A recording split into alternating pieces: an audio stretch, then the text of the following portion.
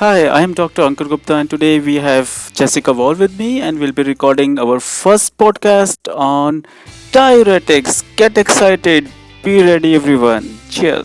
We would be going through the following objectives: how to use furosemide correctly, how to overcome diuretic resistance, and what are the common side effects you face while using diuretics. Before we jump into different kinds of diuretics, let's review sodium reabsorption in renal tubules. Proximal tubule reabsorbs 67% of the sodium, thick ascending limb of loop of Henle 25%, distal tubules 5%, and medullary collecting ducts 3%. And on the different tubules depend on the action of different diuretics. For proximal tubule, we have lovely acetazolamide and my favorite SGLT2 inhibitors. For thick ascending limb of loop of Henle, I have loop diuretics, furosemide, bumetanide, and torsemide. Unfortunately, torsemide is not available in New Zealand.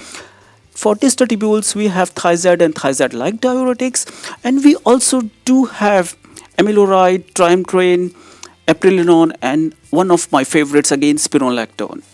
Let's look into the half-life of different diuretics. Furosemide 1.5 hours, bumetanide even shorter 1 hour.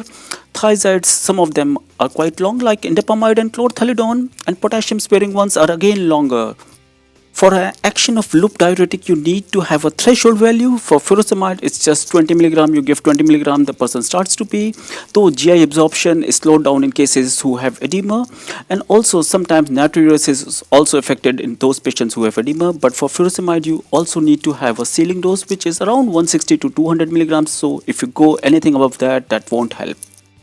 In the graph, as you can see, the area under the curves for intravenous and double oral furosemide doses may be similar, but the time above the natriuretic threshold may be different when natriuretic threshold is increased by the disease.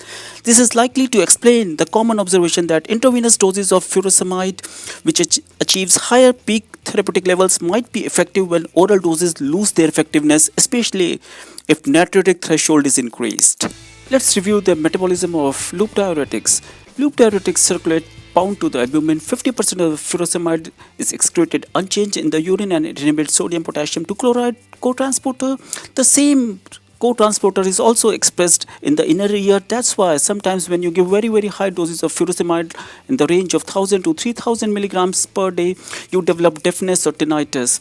Also in renal failure, the half-life of furosemide is increased, but it's not the same for bumetanide. That's why furosemide is preferred in patients who have renal failure, though you require much higher doses of furosemide. Peritubular uptake of furosemide is mediated by organic anion transporters, especially OAT1 and OAT3. But why some of the patients develop diuretic resistance? It could be because of use of NSAIDs.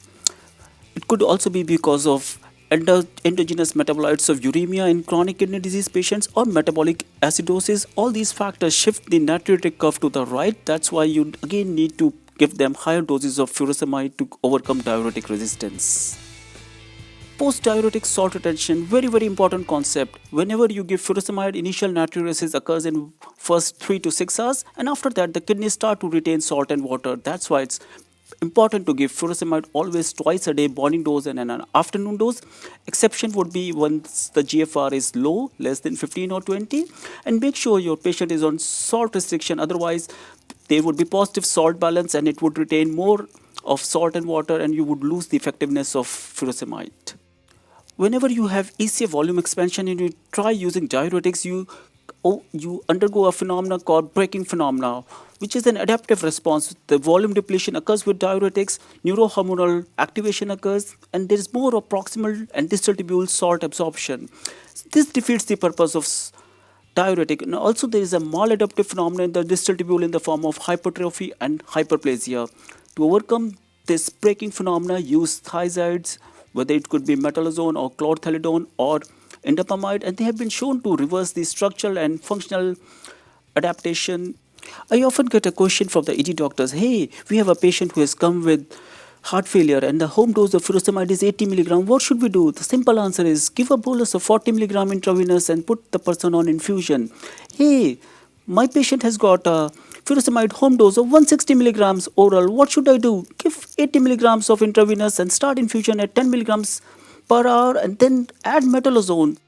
The diuretics also do have some side effects. The loop diuretics have especially extracellular volume depletion, some alkalosis, some hypomagnesemia and ototoxicity, and kalemia as well. For distal ones, again, hyponatremia, hypoglycemia, gout flare, hypomagnesemia, hypokalemia.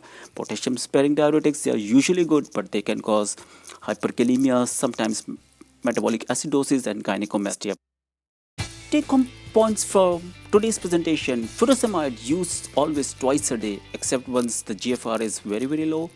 Try to use diuretics in combination, furosemide with spironolactone or amiloride, or furosemide with metalazone, chlorthalidone and indapamide. And do always ask your patient to do salt restriction. Thanks for your patient listening. Enjoy.